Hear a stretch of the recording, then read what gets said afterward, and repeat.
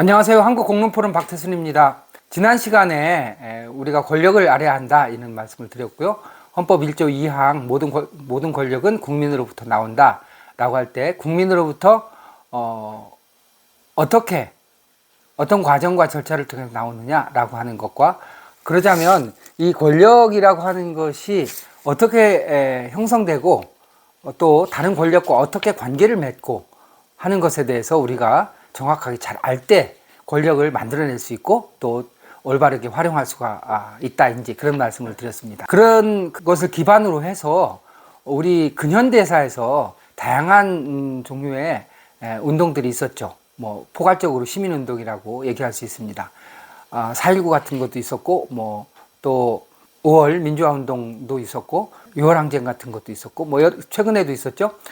그런데 이런 시민운동, 다양한 종류의 시민운동이 실제로 어떤 의미와 또한 한계를 갖고 있는지 권력의 관점에서 생각을 해볼 필요가 있을 것 같습니다. 그래서 이번 강의하고 다음번 7강에서는 권력 없는 시민운동이라고 하는 이름을 가지고 말씀을 좀 드리려고 합니다. 권력 없는 시민운동, 이 알듯 말듯 하시죠? 이 말의 의미는 아주 포괄적으로 먼저 말씀을 드리면, 다양한 종류의 저항운동과 요구는 있었지만 또 권력 교체에 관한 국민적인 운동은 있었지만, 실제로 시민 권력을 스스로 형성하고 자율과 자치를 이루려고 하는 시민 권력 형성을 위한 운동은 존재하지 않았다, 이렇게 이런 관점에서 말씀을 드리는 것입니다. 그래서 6강에서는 권력 없는 시민운동 이라고 하는 것이 뭔지 최근에 우리 역사를 통해서 간단하게 살펴보려고 합니다. 자, 그래서 허울뿐인 자기 통치라고 이름을 붙여봤습니다. 민주주의라고 하는 것은 자기 통치를 기반으로 하는 거죠. 자기 스스로 구성하고 또 구성된 권력에 스스로 지배당하는, 그래서 자기 통치가 민주주의의 핵심적인 내용이라고 할 수 있는데, 우리 같은 경우에는 이 자기 통치 관점에서 볼 때 대한민국이라고 하는 국가가 건설이 완료가 돼서 법과 제도도 만들어지고 그리고 국가나 행정에 의해서 우리가 지배를 받고 있죠. 뭐 전일적인 지배라고 할 수 있을 정도로 굉장히 우리 삶의 구체적인 내용까지 다 국가가 관여를 하는 그런 사회에 살고 있습니다. 그런가 하면 이제 정치적인 기득권이 대단히 공고화됐다고 볼 수가 있죠. 국가 건설 이후에 6, 70년이 지나면서 다양한 종류의 선거를 통해서 국가 권력이 형성이 됐고, 그리고 그것이 일정한 기득권을 이미 형성을 했고 대단히 공고화되어 있다, 이렇게 말씀을 드릴 수가 있습니다.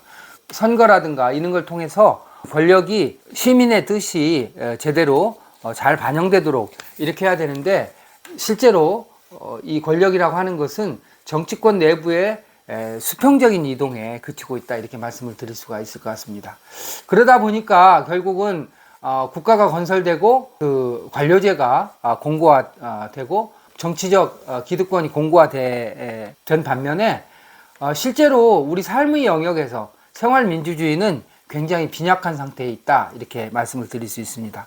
행정에 의해서 일상이 거의 완벽하게 장악이 돼 있고 정치권이 기득권화 돼 있는 반면에 국민에 의한 자기결정, 자기 통치는 굉장히 부족한 상태에 있다, 이렇게 말씀을 드릴 수가 있습니다. 그러니까 국가는 잘 구성이 돼서 작동하는 것 같지만 실제로 삶의 영역에서 민주주의는 이루어지지 못하고 있는 이런 이상한 현상, 이런 현상이 왜 발생하는 걸까요? 바로 이제 그 점에 대해서 말씀을 드리려고 하는 겁니다. 저는 이제 그러한 관점을 시민 권력을 형성하지 않았던 시민운동에 있다, 이렇게 이제 문제 제기를 하는 것이죠. 그래서 시민운동의 성과와 한계에 대해서 간단하게 좀 몇 가지 검토를 좀 해보려고 합니다. 첫 번째는 분노의 결집과 저항운동, 대규모 시위 등을 통해 가지고 우리는 권력을 여러 차례 교체를 했었죠. 그런가 하면은 1987년 이후로 민주화 과정을 통해서 많은 시민단체들이 만들어졌고 시민운동이 활성화 되었습니다. 또한 정부와 민간 간의 거버넌스, 소위 협치라고 하는 것이 구성이 돼서 굉장히 활성화되어 있는 상태라고 볼 수가 있죠. 그런가 하면 이제 풀뿌리 민주주의 운동도 지금 지역을 중심으로 해서 대단히 활성화되어 왔다 이렇게 말씀을 드릴 수가 있습니다. 그리고 이제 최근에 민주시민교육 열풍 같은 것이 불어서 광범위하게 지금 민주시민교육이 진행이 되고 있죠. 이런 여러 가지 것들이 전체적으로 그냥 퉁쳐가지고 시민운동이라고 얘기를 한번 해봅시다. 이런 다양한 운동에도 불구하고 왜 시민 권력은 국가 권력에 비해서 이렇게 쪼그라져 있고 생활 민주주의는 이루어지지 않는 걸까요? 대단히 심각하게 이 부분에 대해서 고민을 해 봐야 되는 것이죠. 자, 한 가지씩 간단하게 좀 검토를 좀 해보도록 하겠습니다. 첫 번째, 분노의 결집과 저항운동이죠. 그래서 독재 및 군부 정권 퇴진의 원동력으로 작용을 했고, 절차적 민주주의 확립 이후에 권력 상층부의 교체로 끝나고 말았습니다. 그러니까 4.19 같은 경우를 잘 생각을 한번 해봅시다. 이승만 독재 정권의 학생들이 중심이 돼서 저항을 하고 자유당 정권이 민주당 정권으로 변화가 됐죠. 그렇지만 민주당 정권은 정말로 당시에 국민들이 요구한 정치적인 개혁과 사회적인 개혁을 이루어냈나요? 그렇지 않죠. 결국은 정치적인 혼란만 가중되면서 결국 5.16을 촉발시키는 원인으로 오히려 작용을 했다고 볼 수 있습니다.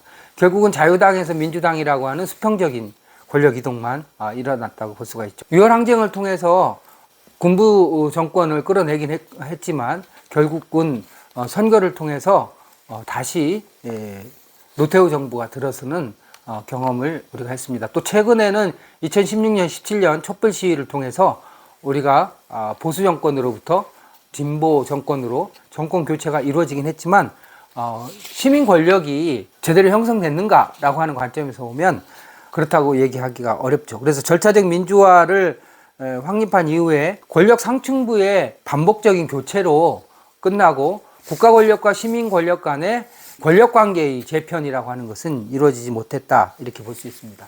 결국 제도 개혁으로 연결되지 못하고 삶의 변화를 동반하지 못했다 이렇게 말씀을 드릴 수가 있을 것 같습니다. 시민단체와 시민운동에 대해서도 말씀을 좀 드릴게요. 굉장히 좀 많고 복잡한 얘기인데 아주 핵심적인 내용만 좀 말씀을 드리겠습니다. 시민단체, 시민운동이라고 하는 것은 이제 민주화운동 연장선상에서 이루어졌죠. 그래서 민주화운동 진영에 87년 이전에 민주화운동 했던 중심 세력들이 시민운동과 민중운동으로 분화되고 시민운동이 이제 다양한 헌법적인 기본권 확보를 위한 활동을 전개하게 됩니다. 뭐 인권이라든지 환경, 여성, 소수자 이런 반부패, 투명성 제고 같은 운동을 전개를 하죠. 이게 이제 어떻게 보면은 그동안에 그냥 명목상으로만 있었던 헌법상의 기본권을 확보하기 위한 서구적으로 얘기하면 신사회 운동에 준하는 활동을 활발하게 또 광범위하게 전개했다고 볼 수가 있고요. 상당한 정도의 성과가 있었다고 볼 수 있습니다. 주로 국가를 상대로 해서 진보적인 입장에서 지식인의 입을 빌어서 활동을 전개했다고 볼 수가 있습니다. 여러분 뭐 경실련이라든지 참여연대라든지 환경운동연합 같은 경우를 생각을 하면 쉽게 이해를 하실 겁니다. 그렇지만 당시에 이러한 내용들은 주로 헌법적인 기본권, 그 다음에 또 우리 사회 보편적인 가치에 기반한 운동들을 중심으로 했지 실제로 삶의 문제에 천착해서 운동이 전개됐다고 보기는 어렵죠. 결국은 이런 시민운동, 시민이라고 하는 말을 쓰긴 했지만 실제로 시민운동이 지향했던 것은 한마디로 얘기하면 좋은 국가 만들기라고 하는 어떻게 보면은 4강에서 얘기했던 국가주의라고 하는 틀 내에서 운동이 진행됐다 이렇게 말씀드릴 수가 있습니다. 시민운동이라고 하는 이름을 달고서 실제로는 좋은 국가 만들기 운동을 진행해 왔다 이렇게 볼 수 있습니다. 이러다 보니까 최근에 우리가 확인하는 것처럼 진보 세력이 집권하면서 시민운동의 주요 세력들이 자연스럽게 좋은 국가 만들기라고 하는 진보적인 관점에서 좋은 국가 만들기라고 하는 점에 있어서는 상당히 유사성이 있죠. 그리고 또 인맥의 측면에서 볼 때도 같이 민주화 운동을 해왔던 세력들이기 때문에 친연성이 굉장히 강했다라고 볼 수가 있는 거죠. 따라서 진보 세력이 집권함과 동시에 정치적인 차별성이 사라지고 오히려 진보 정권을 강화하기 위해서 권력 내부로 흡수되는 이런 결과를 초래했다라고 볼 수가 있습니다. 결과적으로 이 시민운동, 시민단체의 활동이라고 하는 것은 기본권과 시민권 향상에 대단히 큰 기여를 했음에도 불구하고 국가와 독립적인 시민 권력 형성에는 기여하지 못했다. 이렇게 말씀을 드릴 수가 있고, 사람들은 이것을 다른 식으로 의지해서 얘기를 하기를 시민 없는 시민운동이다. 그러니까 삶 속으로 들어가지, 시민의 삶 속으로 들어간 운동이 아니고 시민의 삶을 강화하고 시민 권력을 제대로 형성하기 위한 운동이라기보다는 결과적으로는 국가를 어떻게 좋게 만들 것이냐라고 하는 운동에 제한적이었다, 이렇게 말씀을 드릴 수가 있는 것이죠. 그 다음에 이제 거버넌스에 대해서 말씀을 드리겠습니다. 뭐 박원순의 서울시가 대표적이라고 볼 수가 있고요. 시민사회 요구를 흡수하고 행정, 시민사회, 주민 간의 연결망을 구축해서 활성화한다라고 하는 이제 이런 취지를 갖고 있는 거죠. 국가 의사결정에 국가를 구성하는 주체들이 행정이라든가 시민사회라든가 주민들이 서로 협력해서 국가적인 의제를 정해 간다, 의사결정을 해 나간다라고 하는 이제 취지라고 얘기를 할 수가 있는데요. 그렇지만 실제로 진행은 어떻게 되었나요? 거버넌스라고 이름을 붙였지만 그 구성이라든지 의제라든지 의사결정 프로세스라든지 이런 것은 행정이 완전히 장악하고 있죠. 재정부터 구체적인 내용에 이르기까지 행정에 의해서 주도됐다고 볼 수가 있습니다. 그래서 행정의 정책 방향, 의도, 그 다음에 제도, 재정적 지원 아래서 진행이 됨으로써 결국 주민, 시민의 요구를 행정이 포섭하는 방식으로 진행이 됐다고 볼 수가 있죠.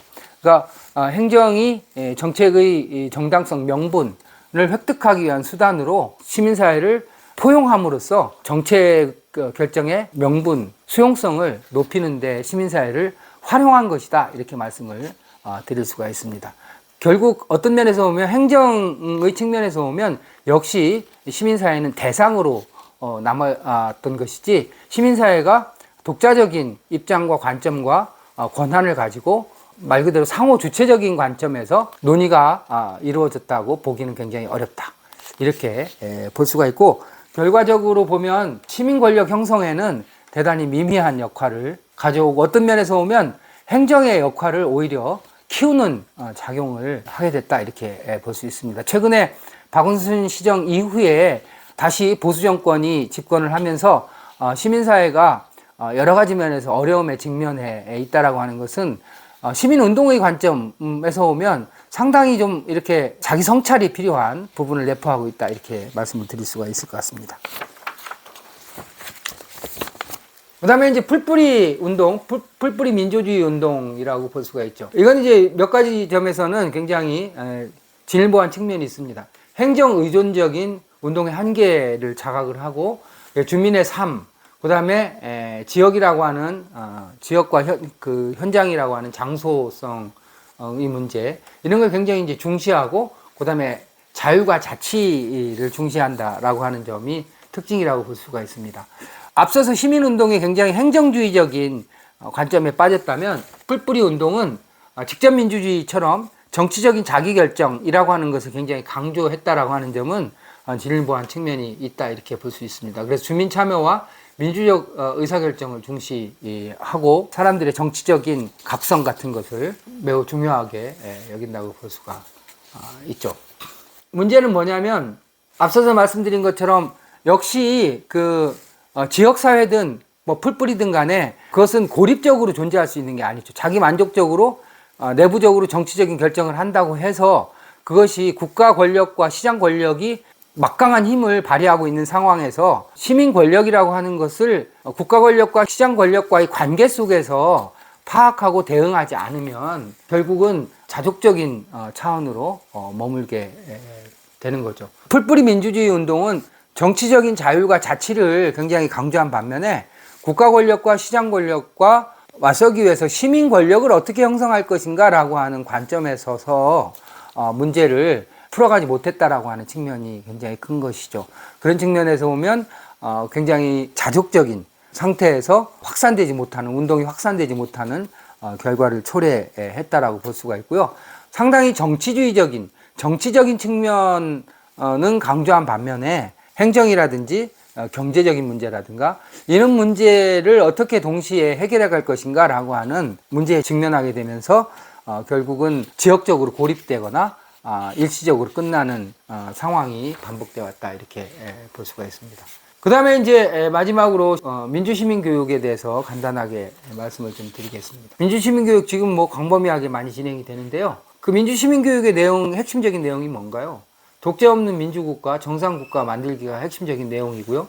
그 다음에 삶의 실질적인 문제 해결보다는 기본권이라든지 시민권 중심의 교육이 주를 이루고 있습니다. 그러니까 우리가 뭐 독일식 민주시민교육의 예를 얘기하는 것처럼 어떻게 하면은 한 국가에 속한 시민으로서 그 국가를 정상국가로, 또 기본권이 훼손되지 않는 국가를 만들고 유지해 갈 것이냐 라고 하는 것이 핵심적인 내용이라고 볼 수가 있습니다. 이것은 역사적으로 보면 우리가 독재 정권을 물리치고 민주정권을 만들고 그 다음에 각종 기본권을 우리가 향유하는 이것의 가치를 다시 한번 국민들한테 각성시키는 의미로서 중요한 내용이 구성되어 있다, 이렇게 볼 수가 있습니다. 이 민주시민교육에서는 결국은 민주국가에서 좋은 시민의 과제와 역할에 중심이 있는 반면에